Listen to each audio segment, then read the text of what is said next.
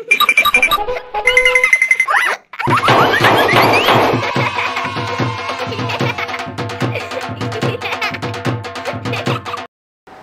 दिन चपाती खाने से कभी कभी तबीयत में उकताहट पैदा हो जाती है।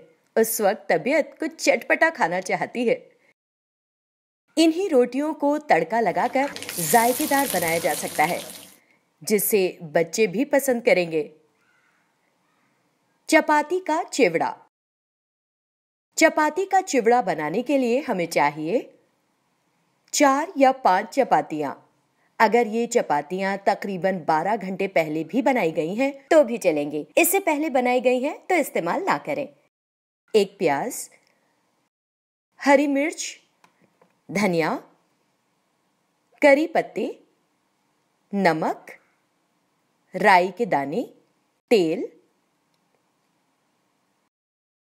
पहले प्याज और धनिया बारीक काट लें। चपाती के छोटे छोटे टुकड़े कर लें। चपाती के टुकड़े हाथ या मिक्सर की मदद से भी किए जा सकते हैं।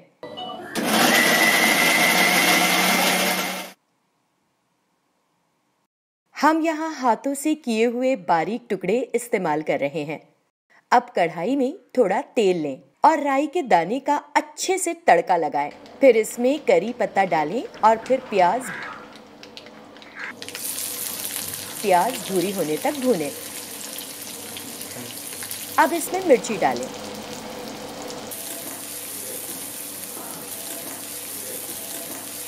और नमक डालें।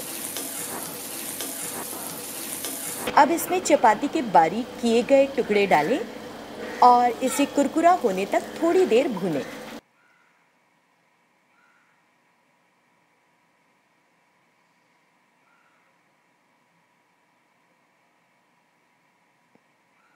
इस पर बारीक कटा हुआ धनिया सजाएं।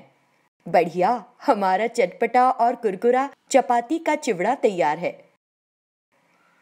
वैसे चपाती में सब्जी डालकर हम समोसा भी बना सकते हैं या चपाती का लड्डू भी बनाया जा सकता है। ऐसी डिशेस बच्चों को बहुत पसंद आती हैं। तो क्या आप भी बना रहे हैं चपाती का चिवड़ा?